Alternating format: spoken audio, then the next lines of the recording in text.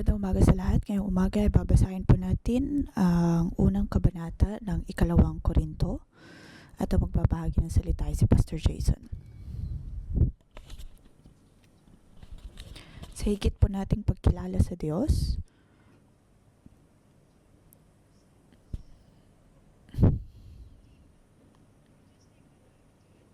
atin din pong mauunawaan ang kanyang pagkatao.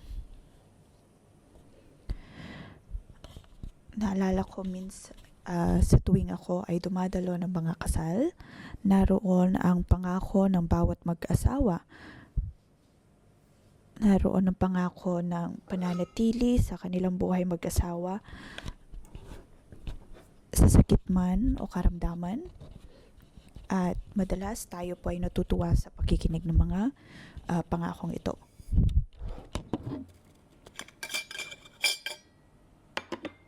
Sa loob nga pa ng 20 taon ay ito din po ang aking pakiramdam.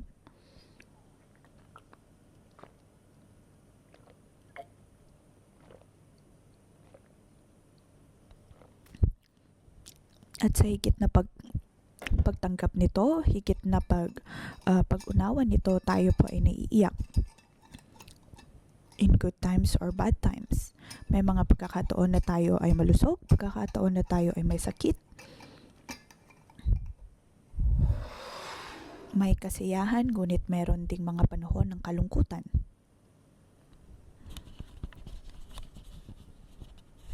Ngunit naroon na dapat pa tayong manatili sa buhay mag-asawa na yon, at iyon ay nagbibigay o kaya nakakantig ng puso.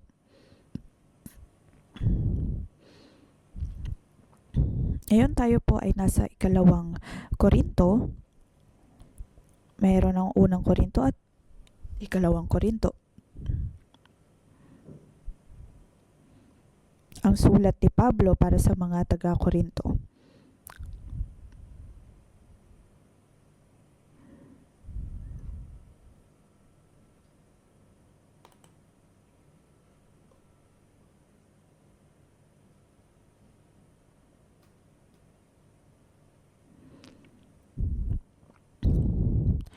Ang unang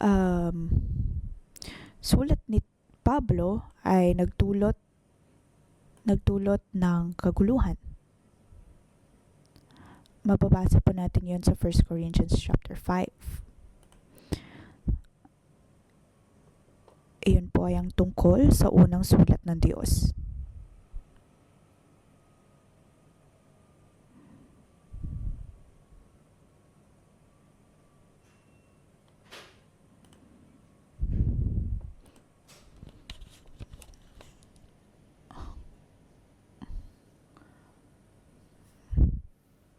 Pagkatapos ang ikatlong kabanata ay higit pang pagsusulat na nagdulot din ng kaguluhan. Maaaring pagkatapos ng ilang panahon ay naging maayos ang kanilang kalagayan, kung kaya isinulat ni Pablo ang ika-4 na sulat sa Korinto.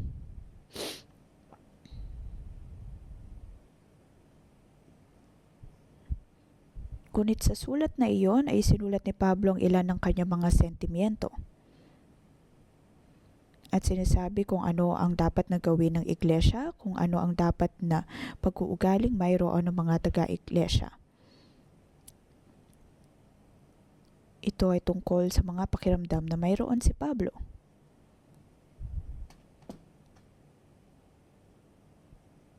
Maaring hindi ito tunog lohikal dahil ito ay galing sa kanyang puso. Ngunit ito ay magandang paalala po sa atin bilang mga lingkod ng Diyos. Iyon po ang kabuuan ng ikalawang Korinto. Ang unang kabanata ayon sa kalooban ng Diyos, tayo ay maliligtas sa kaguluhan. Tayo po ay ililigtas ng Diyos sa anumang mga kaguluhan.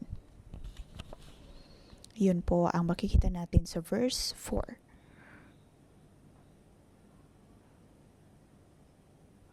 Verse 1, mula kay Pablo na isang apostol ni Kristo Jesus ayon sa kalooban ng Diyos kasamang kapatid nating si Timoteo para sa Iglesia ng Diyos sa Corinto at sa mga hinirang ng Diyos na nasa buong Achaia.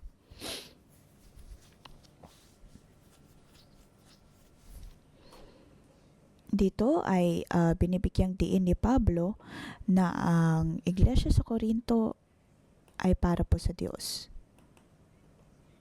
Sa lahat po ng mga sulat ni Pablo, tanging ang iglesia lamang sa Corinto ang kanyang tinawag na iglesia ng Diyos. Sabi niya sa verse 2, sumainyo nawang pagpapala at ang kanyang kapayapaang mula sa Diyos na ating Ama at sa Panginoong Hesukristo.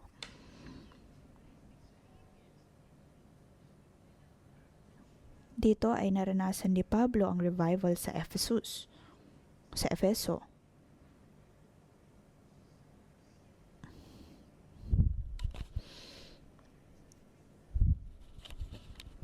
Marami ang nanampalataya sa Diyos, ngunit marami din ang tumalikod.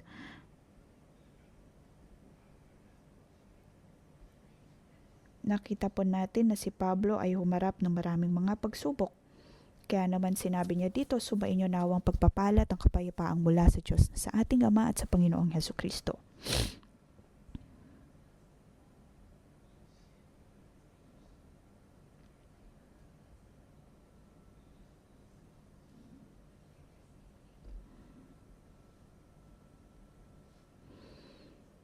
Ang simula po ng sulat ni Pablo ay laging mayroong magandang mensahe.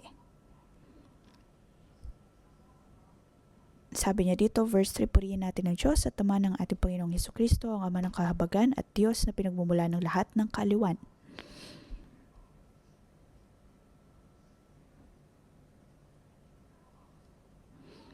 Ito po ay patungo sa pinaka-importanteng punto.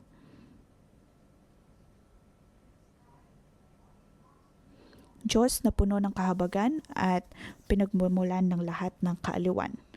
Ngayon sa verse 4, inaaliw niya kami sa aming mga kapighatian upang sa pamamagitan ng kaaliwang tinanggap natin sa Kanya ay maaliw naman namin sa mga nahahapis.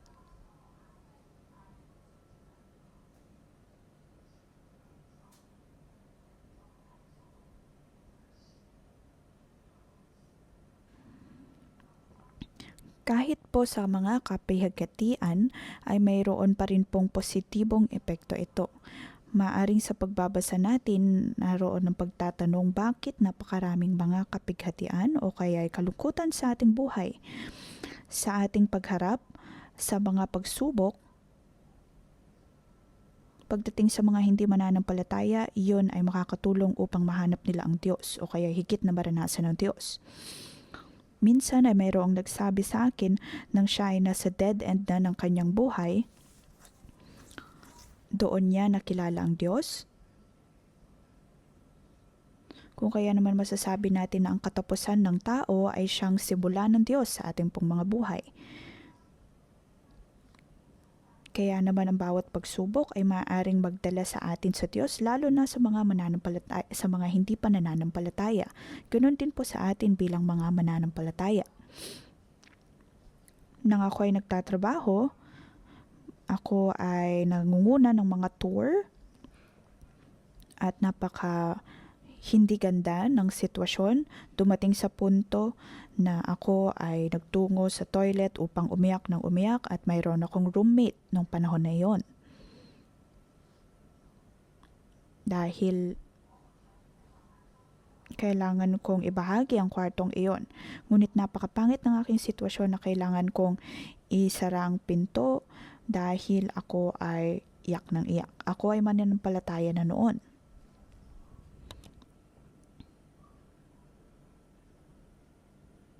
Para sa mga mananampalataya, tuwing tayo ay humaharap ng kapighatian, iyon ang tutulak po sa atin upang lumapit sa Diyos. Ngunit makikita po natin dito ang panibagong pananaw.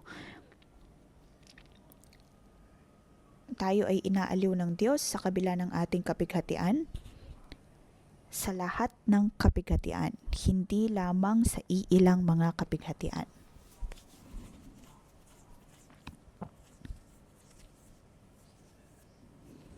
Bakit tayo bibigyang aliw ng Diyos? Dahil tayo ay humaharap ng kapighatian. Kaya sa pagharap po natin ng kapighatian, atin pong makikilala ang panibagong aspeto ng Diyos.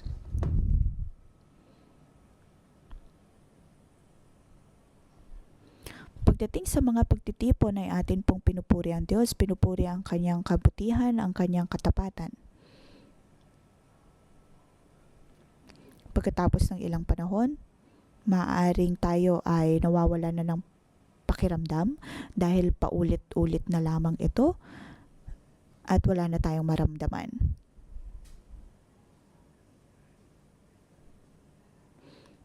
Ganon din po sa akin, ngunit pagkatapos kung maglingkod sa Diyos ng full time, ako ay labis na naaantig sa tuwing naaalala ang kabutihan at katapatan ng Diyos. Panginoon, ikaw ba ay totoo? Patuloy mo ba akong pinangungunahan? Naroon na pagtatanong, dapat nga ba akong pumunta sa Hong Kong? Mayroon nga bang pag-asa para sa akin? Ang Diyos nga ba ay naghanda ng mga bagay-bagay para sa akin? Panginoon, ikaw ay napakatapat. Dapat po nating makilala ang Diyos at matagpuan ang iba't ibang aspeto niya. Makakatanggap po tayo ng aliw mula sa Diyos dahil tayo ay kanyang minamahal. Kung walang mga pagsubok, hindi po natin mahaharap o kaya mararanasan ang aliw na nagmumula sa Diyos. Sa lahat ng mga kapighatian, tayo ay bibigyang aliw ng Diyos.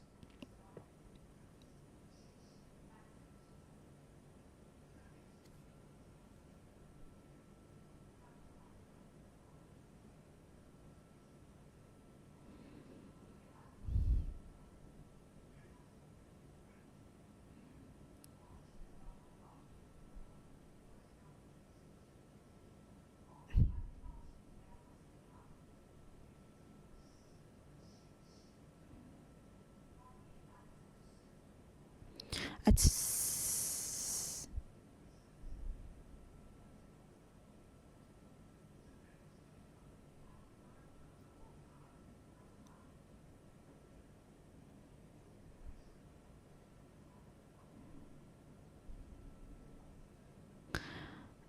dapat po nating sampalatayanan na ang Diyos ay ang dakila nating tagapagpagaling.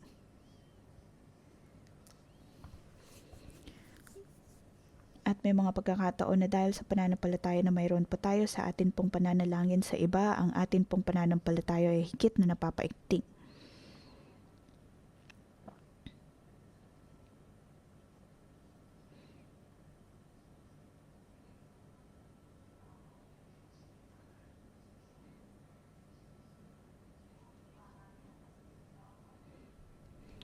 Ang bawat kapighatian ay mayroon pong positibong epekto. Maaari po tayong mas maging malapit sa Diyos at atin din pong matutulungan ng iba sa kanilang pagkilala sa Diyos.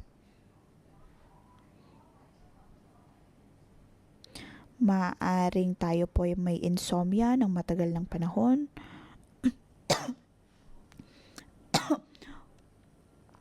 O kaya ay laging may problema sa mga anak, maaring di na sila nagsisimba, o kaya hindi po maganda ang ating ugnayan sa Diyos. Ngunit sa pagharap po natin ng mga ito, tayo po ay bibigyang aliw ng Diyos. At kung ito'y mapagtatagumpayan natin, atin din pong matutulungan ng iba na humarap ng parehong sitwasyon. Ito po ay isang lakas na punto na binibigyang diin ni Pablo.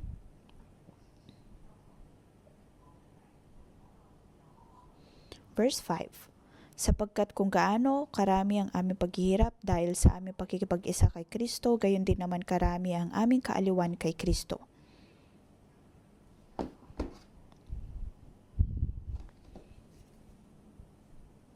tayo ay humaharap ng iba't ibang mga pagsubok upang mapalakas ang ating pananampalataya sa Diyos at matulungan din ng iba sa kanilang pagkilala sa Diyos.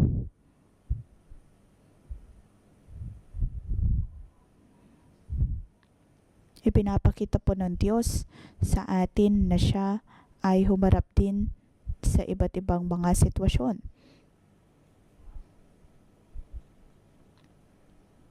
Diyos mismo ay humarap sa iba't ibang mga pagsubok. Maaaring ang atin pong buhay mag-asawa ay hindi po maganda, hindi po maayos. Ngunit sinasabi ng Diyos, sinusubay ng Panginoong Hesukristo na siya mismo ay wala po siyang asawa. At sa lahat ng mga pagsubok, tayo po ay tumulog sa Diyos at tayo ay magkakaroon ng daan palabas sa lahat ng ito.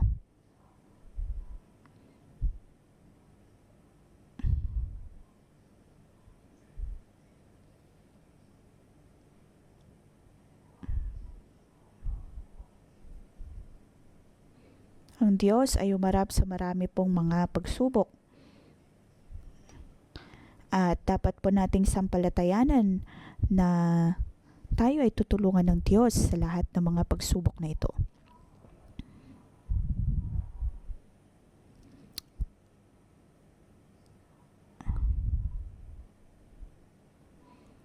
Ngunit hindi po ibig sabihin nito na tayo ay hihingi ng mga pagsubok. Hindi kalooban ng Diyos na tayo ay mapahirapan dahil tayo ay mahal na mahal ng Diyos.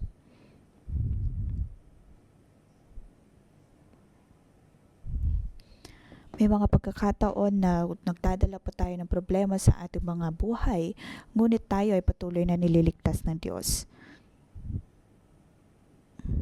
Hindi niya kalooban na tayo ay pahirapan.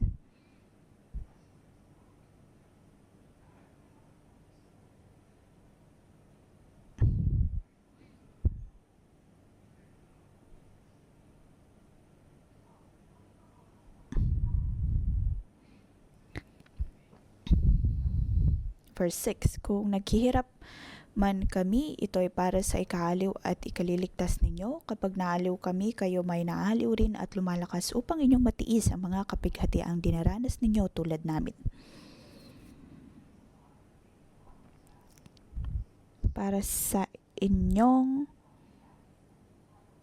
ang sabi dito, para sa ikaaliw at ikaliligtas ninyo.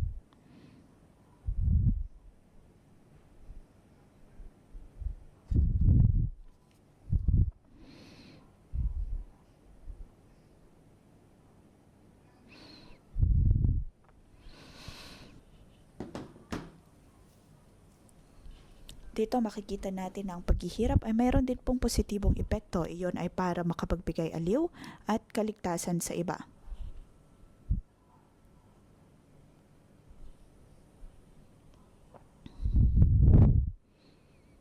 At sa paggawa nito ay pagkakaroon tayo ng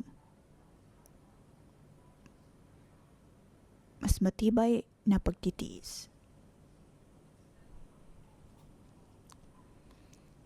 May mga pagkakataon na sinusubukan natin gumawa ng mga bagay ayon sa ating kapangyarihan, ngunit nagiging malala lamang ang ating pong mga sitwasyon.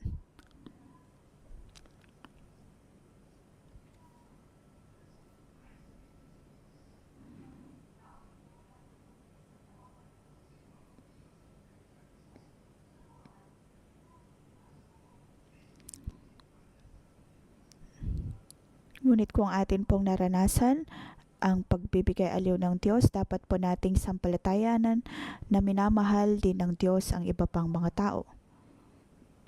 Ang bawat isa ay mayroong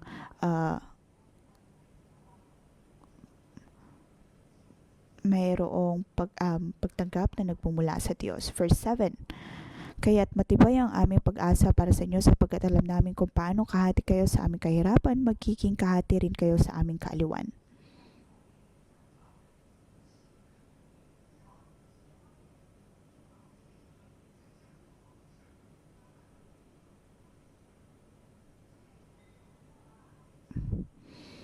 Verse 9, para kaming hinatulan ng kamatayan, subalit nangyari yon upang huwag kaming manalig sa aming sarili, kundi sa Diyos na muling bumubuhay sa mga patay.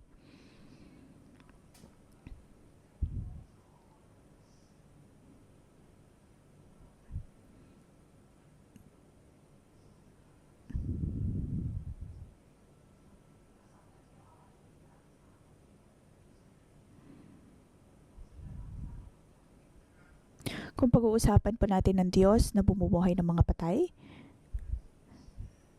pagkatapos ay atin pong iniisip, maaari kong ipanalangin ng mga patay.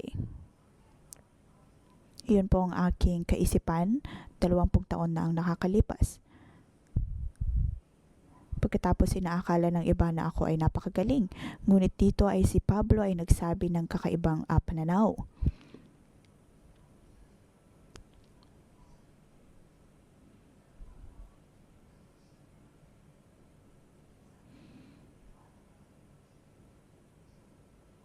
Sinasabi niya dito na siya lamang ay aasad sa Diyos na bumubuhay ng mga patay. Tanging ng Diyos ang nagbibigay sa kanya ng kaligtasan.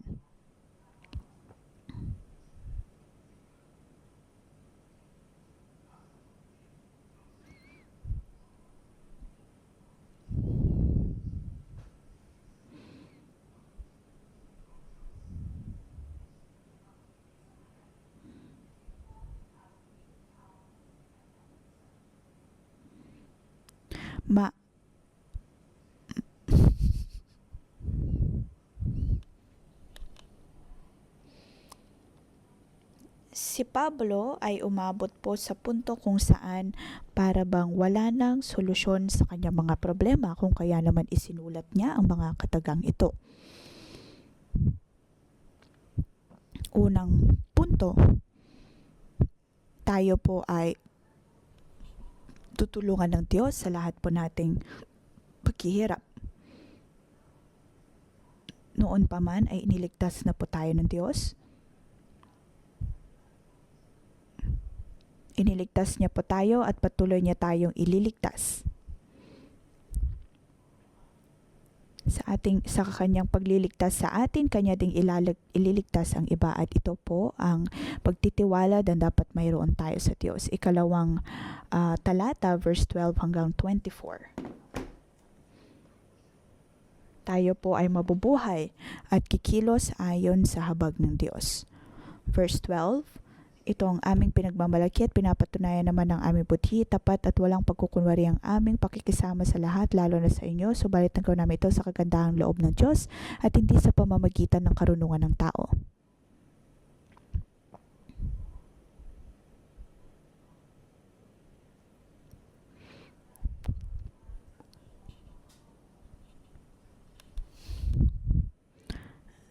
Si Pablo ay humarap po sa iba't ibang mga atake sa kanyang pagharap sa mga taga-Korinto.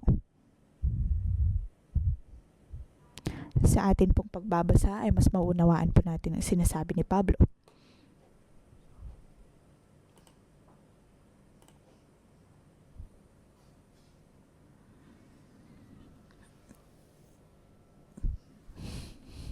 Dito sinasabi po na siya ay babalik sa Korinto.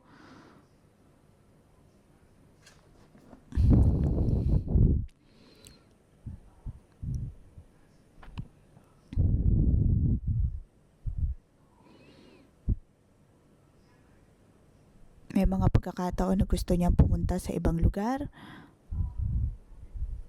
Maaaring may kakaiba pagdating sa kanyang personalidad.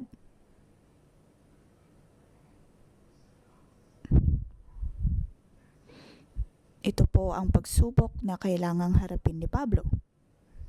Verse 15, dahil natitiyak ko, ito binalak kong pumunta muna dyan upang 2 ulit kayong pagpalain. Binalak kong dalawin muna kayo dyan bago pumunta sa Macedonia at tumaan muli sa pagbabalik ko galing doon upang matulungan ninyo ako sa pagpunta sa Judea. Sinabi po ni Pablo dito ang kanyang original na plano.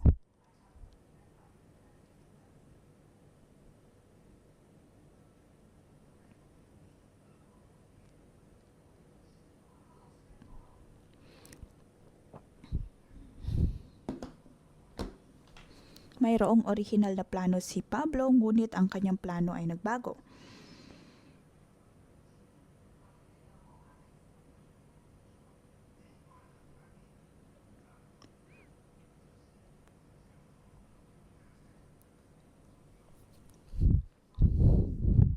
Seventeen, ako ba'y nagdadalawang isip ng balakin ko ito? Ako ba'y nagpaplano tulad ng mga sanlibutan na nagsasabi ng oo at pagkatapos ay hindi naman pala?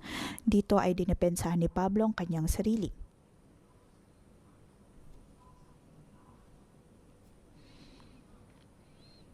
May mga taong nagtatanong pagdating sa kanyang personalidad at sa kanyang pananampalataya. Ngunit sa verse 18, kung paano ang Diyos ay tapat, gayon din ang aming salita sa inyo ay oo kung oo at hindi kung hindi. Verse 20, sapagkat kay Kristo ang lahat ng pangako ng Diyos ay palaging oo, dahil dito nakakasagot tayo ng amin sa pamagitan niya para sa kaluluwalhati ng Diyos. Ito po ang problema na kinakaharap ni Pablo.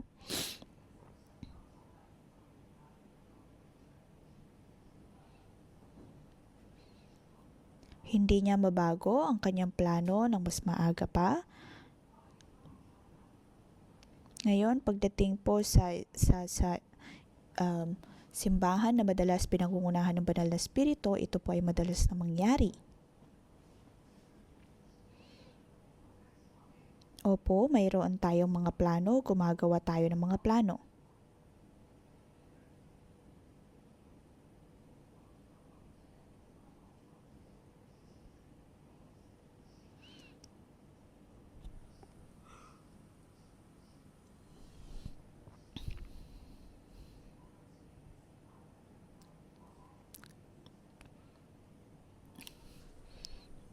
Sa pagkilos ng banal na espiritu, tayo po ba ay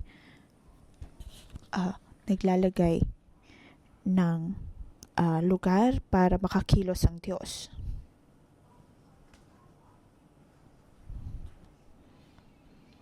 Naway maging flexible po tayo para makakilos ng malaya ang Diyos at ang banal na espiritu. Kaya naman meron pa tayong core value na faith before reasoning.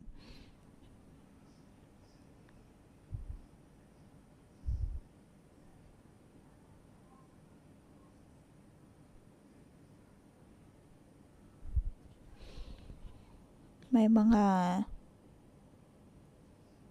noon, ako din po ay naguguluhan pagdating sa bagay na ito.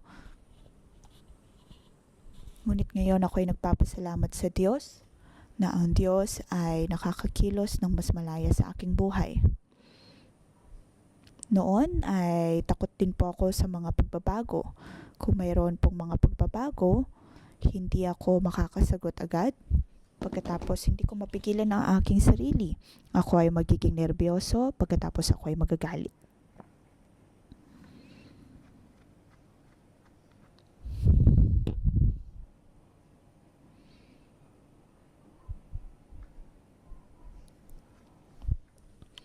Kapag hindi po ako nakapaghanda ng tama, ng maayos, o di ayos lang. Ganito na po ang perspektibo ko ngayon.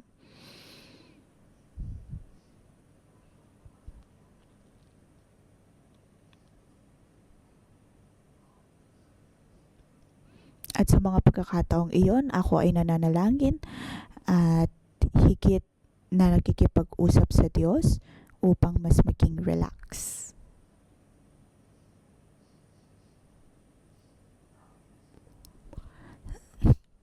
10 taon nang nakakalipas sa tuwing ako ay nagkakaroon ng mga meeting. Bago pa man nagsisimula ang meeting ay pinapagod ko ng aking sarili. At pinipilit na dapat ang lahat ay maayos, ang lahat ay naorganisa ng tama.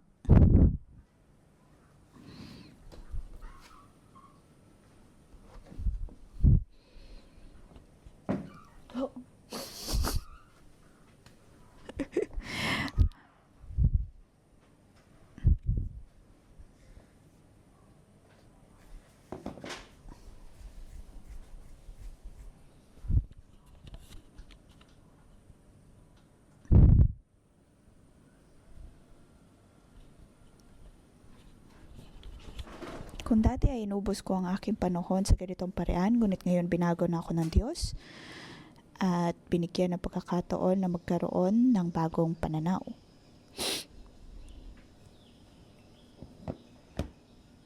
Noon iniisip na napakahirap pagkaroon ng mga event. Kung si Pedro nga ay hindi kailangan gumawa ng mga pagpaplano, ngunit nakapagdala ng 3,000 katao sa paanan ng Diyos. Siya ay nanalangin, dumating ang Diyos. At dapat na ganung uri ng pagiging relax ang meron din po tayo.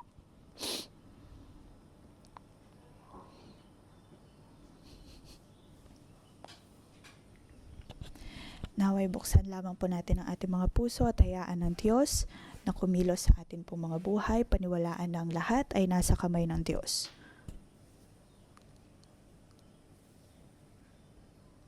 At pagdating nga po sa mga taga-Korintos, kanilang tinatanong ang perspektibong ito ni Pablo. Dahil sinabi ni Pablo na siya ay darating sa araw na ito, sa buwan na ito, kung kaya naman nandun ang pagtatanong mga taga-Korinto, hindi ka dumating. Maaring ang Diyos na iyong pinoproklama, tinuturo ay mali, hindi tama. Kung kaya naman sumagot si Pablo sa ganitong paraan. Kanyang sinabi na ang Banal na Espiritu ay kanilang kasama at hindi siya agad na nakatungo sa Korinto dahil hindi sila handa.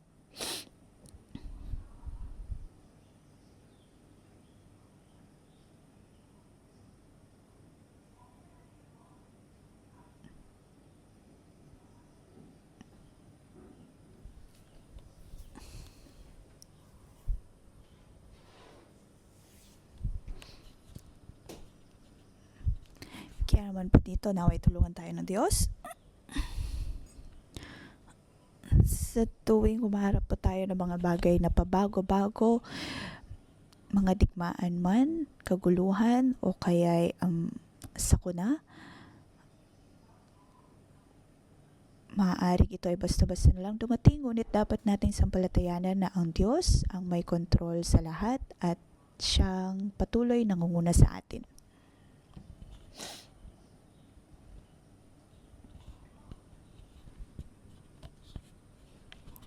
Tayo po ay tumayo at atin pong purihin ang Diyos.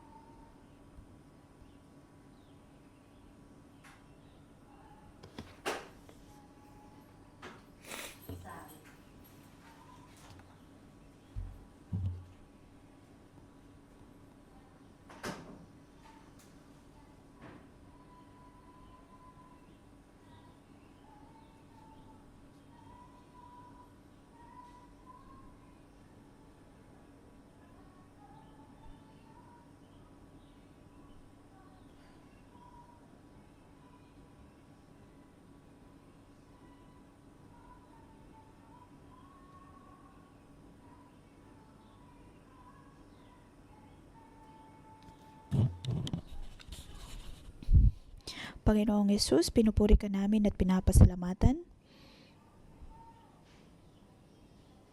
Ang habag at baliw na nagmumula sa iyo sa aming pagtulog sa iyo, Panginoon. Kami ay iyong tutulungan dahil ikaw ay Diyos na puno ng kahabagan at siyang nagbibigay aliw. Amin pong inaamin na sa amin po mga buhay kami ay humarap na maraming mga pagsubok ng mga unos. At hindi po namin maharap ito sa amin po mga buhay. Ngunit ang iyong habag at aliw ang siyang dumadating sa amin. Ikaw ay aming pinapasalamatan at pinupuri. Sa aming pagpupuri sa iyo, amin pong matatanggap kung gaano ka katapat. Panginoon, pinupuri ka namin at pinapasalamatan. Atin pong buksan ang ating mga bibig at atin pong purihin ang Diyos. Naranasan po natin ang pagpapalakas ng Diyos sa napakababang punto marahil ng ating buhay. Ibinibigay ng Diyos ang kanyang tulong sa atin. Atin pong purihin ng Diyos.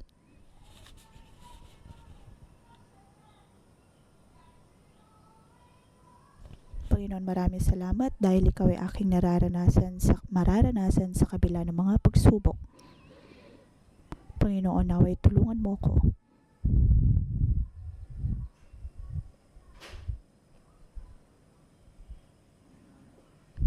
Higit mo pa akong tulungan, O Diyos, na makalapit sa iyo.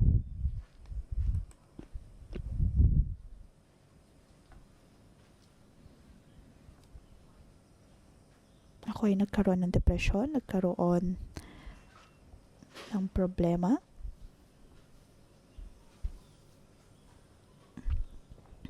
Ngunit ngayon ay higit kitang nakikilala at nakilala ang aking sarili, higit akong nakakapagtiwala sa iyo.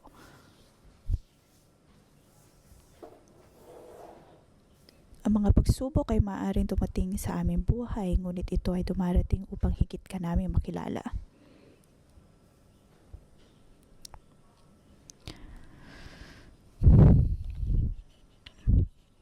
Panginoon, sa panahon ng pagsubok, alam ko na ikaw ay aking kasama sa tuwing mahina ang aking pananampalataya. At hirap na hirap, patuloy mong sinasabi na ako ay iyong sasamahan. At ako ay iyong tutulungan. Panginoon, ngayon mayroon akong pananampalataya na sumunod sa iyo sa bawat hakbang.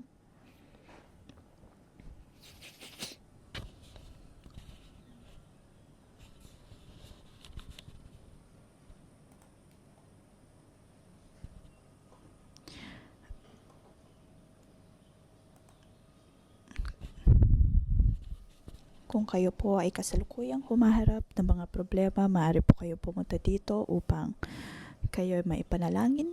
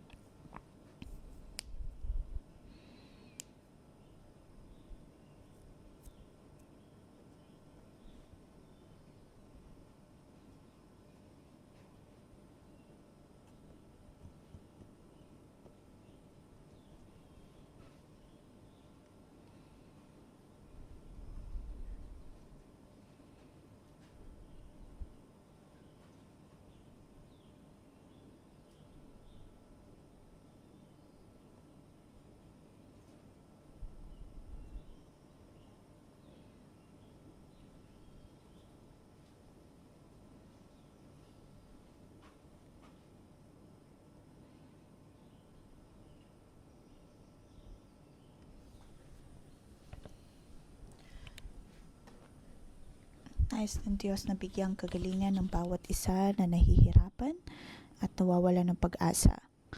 Ikaw man ay narito online o on-site, ikaw ay kilala ng Diyos. Maging si Pablo ay humarap ng sentensya ng buhay, ngunit siya ay sumampalataya sa Diyos na nagbibigay ng panibagong buhay. Ngayon, kayo ay makakatanggap ng ganitong pag-asa. Ang pag-asa ng muling pagkabuhay. Ang Diyos ang magbibigay ng pag-ibig at pagtitiwala, magtatanggal ng bawat kalungkutan, kawalan ng pag-asa. Kayo ay bibigyang kaaliwan ng Diyos sa inyong paghihintay. Maaring sa trabaho, probisyon, o kaya pagpapagaling.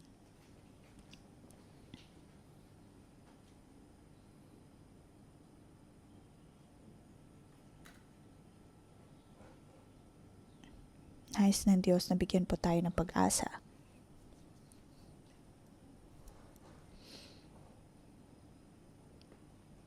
Panginoon, nawa igawad mo sa amin ang iyong kagalingan, ang pag-asa na nagmumula sa iyo. Sa pamamagitan ng pag-ibig na nagmumula sa iyo, kami may bibigyang kalakasan.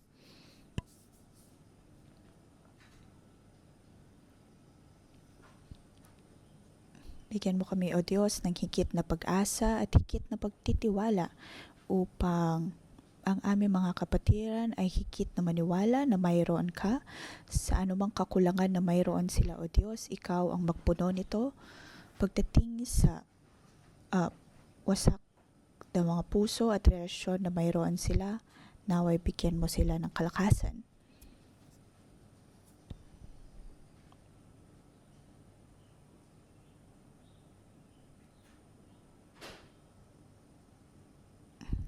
Panginoon, ikaw ay Diyos na nag-aayos ng mga bagay-bagay. Kung kami man, O Diyos, ay may sakit at karamdaman, ikaw ang Diyos na nagbibigay kagalingan.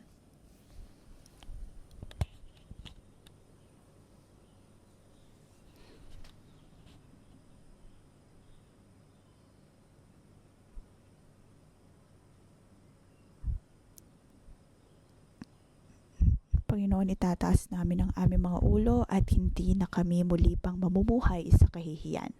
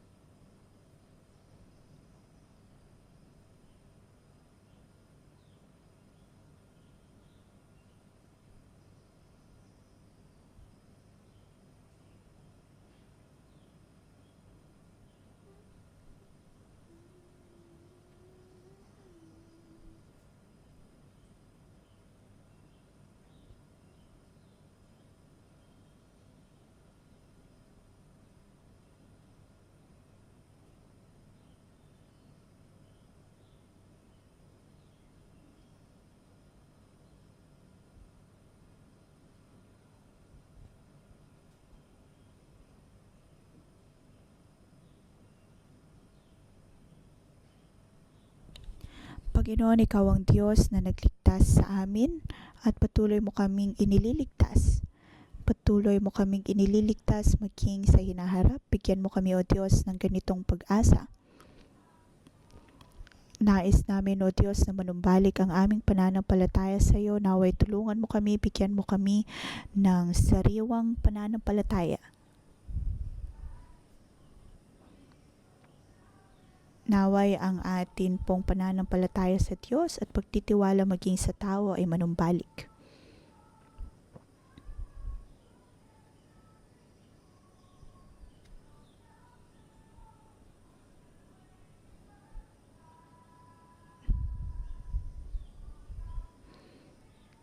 May mga pagkakataon nawawalan po tayo ng pananampalataya sa tao dahil hindi natin magawa, dahil maaaring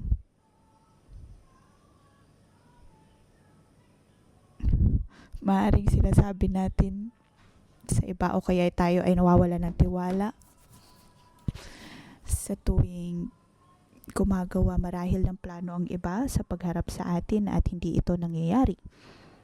Ngayon, ipanalangin po natin ang bawat isa, naway magkaroon tayo ng higit na pag-ibig at pagtitiwala at maging parte ng ating DNA. Kailangan po natin ang pagtitiwalang ito.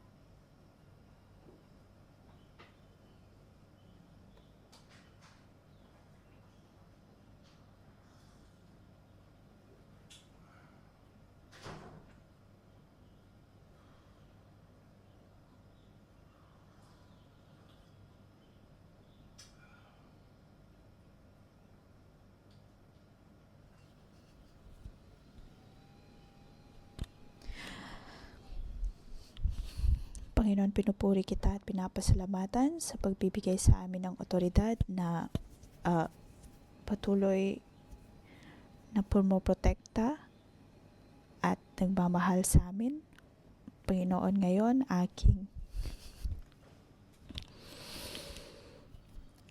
aking isinusuko ang bawat galit at kalungkutan na mayroon ako sa mga otoridad na ito.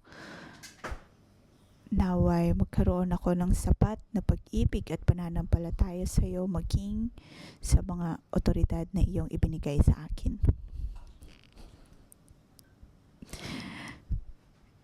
Kung kami man o Diyos ay nawawalan ng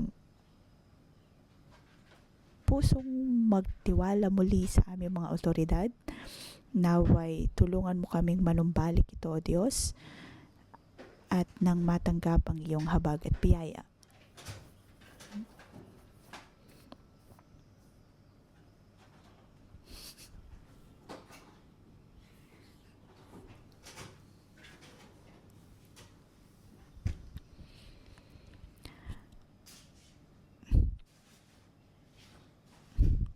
Panginoon, binigyan mo kami ng mga otoridad na ito upang kami ay tulungan, kung kaya naman bigyan mo kami ng sapat na pag-ibig at pananampalataya. Maraming salamat o Diyos sa mga otoridad na ito na iyong binigay. Tayo po ay tumayo at manalangin. Sundan po natin ng panalangin na ito at ideklara, idaingin sa Diyos na tayo ay kanyang tulungan.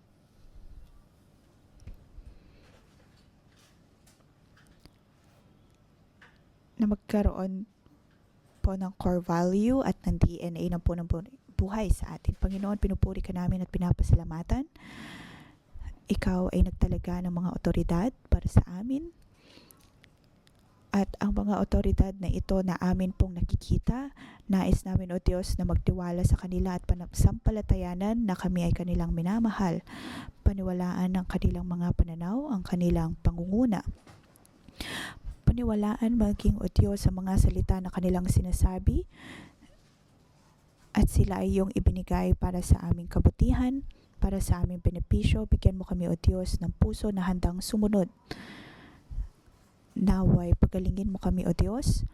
Lagi kaming may suspisyon, laging may supresyon, may pakiramdam ng operasyon, may mga hinanakit kung kaya hirap kaming magtiwala. Kaya naman o Diyos, tulungan mo kami at pagalingin. Kami o Diyos ay mayroong simpleng pananampalataya. Magkaroon ng payak at simpleng pananampalataya at pagtitiwala. Sampalatayanan na kami ay binamahal. Pagkatiwalaan ng pag-ibig na kanilang iminibigay sa amin. Panginoon, pinupuri ka namin. Bigyan mo kami o Diyos ng sapat na pag-ibig at pagtitiwala. Naway matanggap po namin o Diyos ang pag-ibig at pagtitiwalang ito.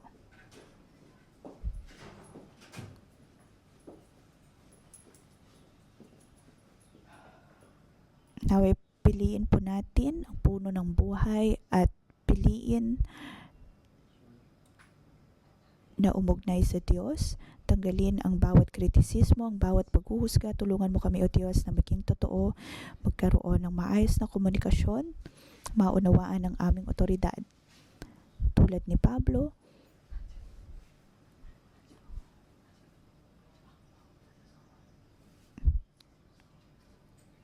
nais niya na maunawaan natin ang pananaw na ito, maging malakas ang ating pananampalataya. Kung kaya naman o Diyos, ako ay naniniwala na ang aking otoridad ay ganoon din. Minamahal nila kami, nais nila o Diyos na maging maayos ang aming buhay.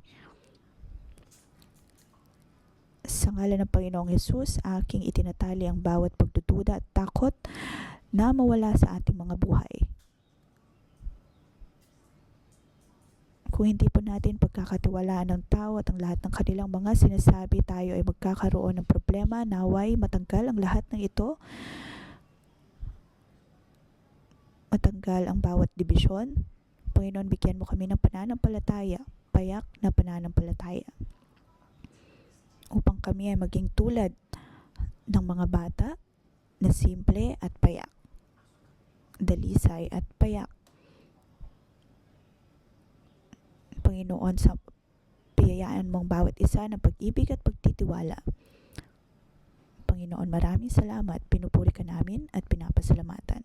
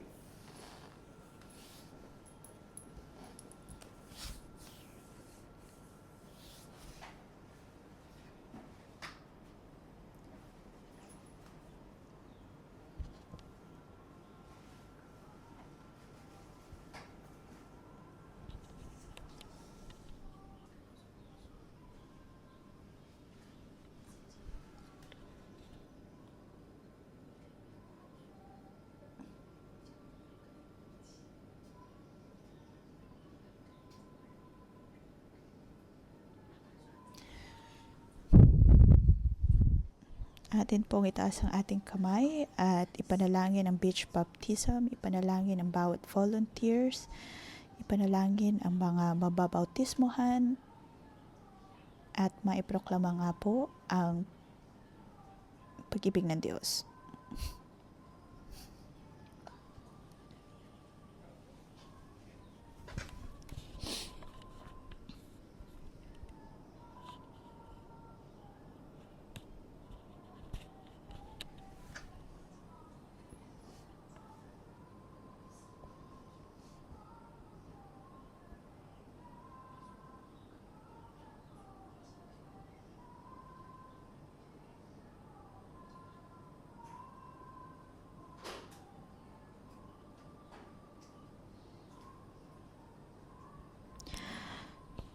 Panginoon, pakinggan mo ang bawat namin panalangin.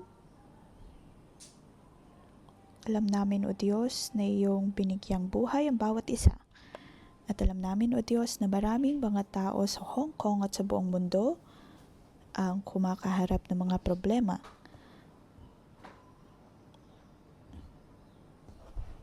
Hindi lang po pagdating sa kahirapan, kundi maging sa mga pagsubok. Panginoon, naway iligtas mo sila.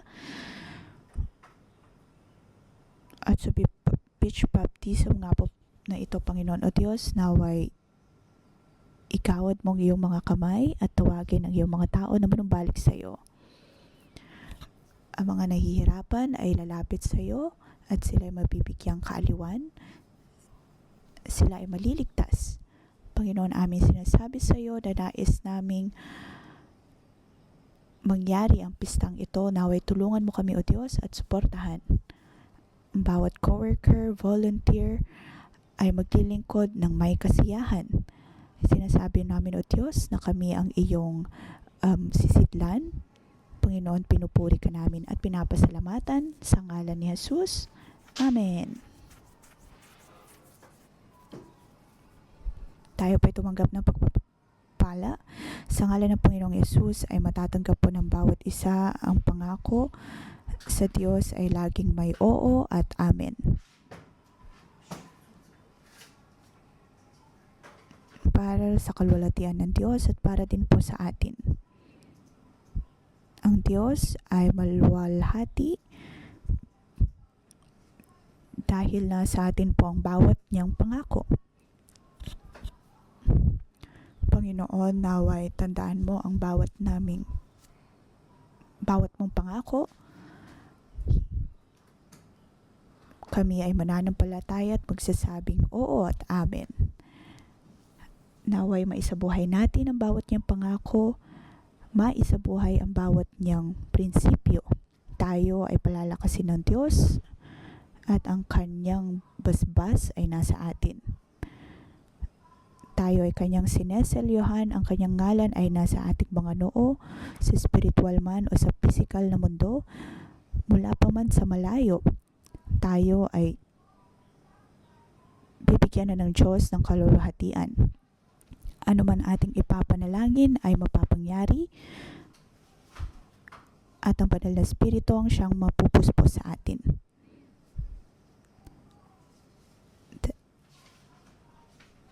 At sa ating pagharap sa Diyos, ang Banal na Espiritu ang siyang magsasabi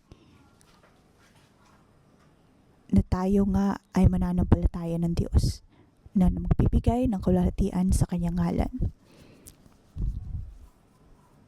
Aking ipinapanalangin na ang bawat kapatiran ay mapuno ng dunong na mula sa Diyos. Puso ni Pablo ay matanggap natin, sa ating pagbabasa ay atin pong maunawaan at mapipigyang kaaliwan. Maging sa pagsisimula ng Bible School, ang bawat isa ay makakatanggap ng tagumpay at gantimpala mula sa Diyos sa ngalan ni Jesus. Amen. Dito po nagtatapos ang ating pangumagang debosyon. Magandang umaga.